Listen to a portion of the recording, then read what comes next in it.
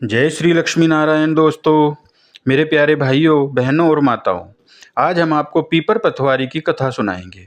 कार्तिक मास में यह बहुत ही ज़्यादा सुनने जाने वाली कथा है। तो आइए सुनते हैं पीपल पथवारी की कथा। एक बुढ़िया थी। उसने अपनी बहू से कहा कि तू दूध दही बेच के आ जा। वह बेचने गई तो रास्ते में औरतें पीपल पथवारी सींच रही थी। उनको सींचते देखकर बहू ने पूछा कि तुम क्या कर रही हो। औरतें बोली कि हम पीपल पथवारी सींच रही हैं, इससे अन्न और धन मिलता है।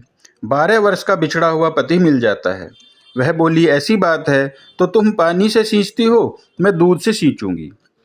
बहू रोज दूध दही बेचने की जगह दूध को पीपल में और दही को पथवारी में सींचती। सास दूध दही का दाम मांगती तो कह देती महीना पूरे होने पर दूंगी।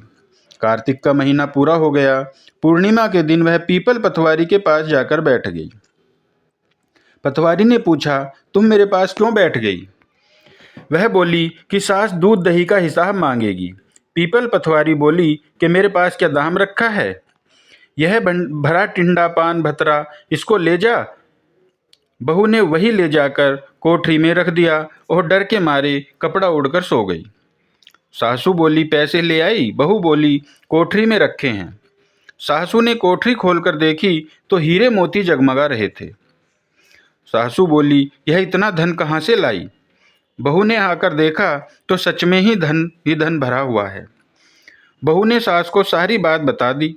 सास ने कहा अब की कार्तिक में मैं भी पथवारी सींचूंगी। कार्तिक मास आया। सास दूध दही को बेच आती और हांडी धोकर पीपल पथवारी में चढ़ा देती। आकर बहू से कहती मुझसे दाम मांग। वह कहती सासू जी कोई बहू भी सास से दाम मांगती है। मगर सास कहती कि तू मांग। बहू बोली सासू जी पैसे ले आओ। सास पीपल पथवारी में के पास जाकर बैठ गई। पीपल पथवारी ने सास को पान भतरा भरा डिंडा दे दिया।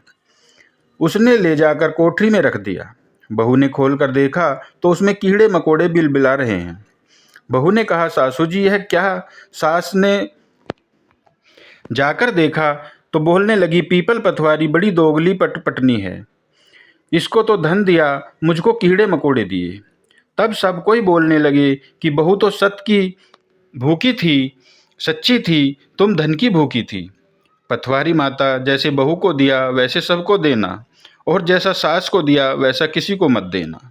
जय पीपल पथवारी मैया की। जय माता दी।